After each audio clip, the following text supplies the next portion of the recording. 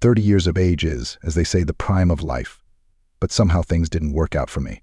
My friends already had families, and I was all alone.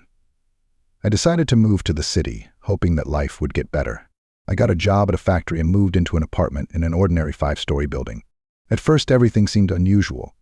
The constant honking of cars, the chatter of people rushing past, the tall buildings that seemed to close in on me, and the unfamiliar faces that rushed past without giving me a glance. I spent my days working at the machine and my evenings alone in an empty apartment. Weekends seemed to drag on endlessly, and I often wondered if leaving my home village had been a mistake. My neighbor was Helen Morrison, a stately woman, always neatly dressed and with beautiful hair. She was 43 years old, but looked younger. I often met her in the hallway, and she always gave me a friendly smile. I learned from other neighbors that she worked as a nurse at the local clinic. Her husband had left her long ago, and she had no children. She lived quietly alone, starting her days with simple habits that said a lot about her character. Sometimes I would hear her humming softly as she watered the flowers on her balcony, carefully tending to each plant before heading to work at the clinic. Her mornings seemed calm and purposeful, a reflection of her poised and caring nature. There was a lot of unnecessary junk left in my apartment from the previous tenant: drawers, nightstands, and other old, damaged furniture. One day Helen saw me struggling with the mess in the yard and offered to help. I was shy at first. I thought it was strange to accept help from a woman. But she laughed and said, "Come on, I'm a nurse. I've had to carry things much heavier than this." Within a few hours, she helped me clean everything up. She was incredibly hardworking and kept the mood light with funny stories from her work at the clinic, such as when an elderly patient claimed to have gotten 2 inches taller overnight and demanded to be measured again, only to discover that he had accidentally put on his grandson's platform shoes.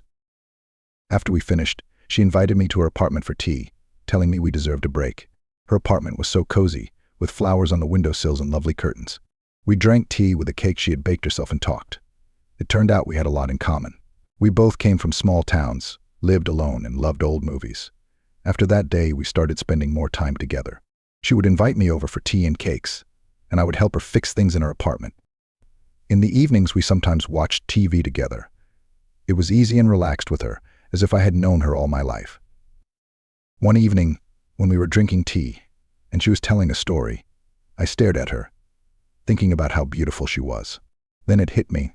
I was in love. Soon after, we started living together. At first, we worried about what people might say about our age difference, but our love was stronger than any prejudice. 6 months later, Helen found out she was pregnant. The doctors warned us of the risks, but she was determined to have the baby. She called it our happiness, a gift of fate. Now we are preparing for the baby. Helen is glowing with happiness, although she is understandably a little worried. Every day I thank fate for bringing me to this city, to this building, and to this incredible woman. Sometimes I reflect on the fact that when I first arrived in this unfamiliar place, I thought I was miserable and alone, burdened by the weight of uncertainty and isolation. Now, however, as I look at my life filled with love and new beginnings, it is clear that those feelings were only a prologue to a story of unexpected joy. I didn't know that happiness was waiting for me here. I now have a family, a wife I love, and soon I will have a baby. Isn't that a miracle?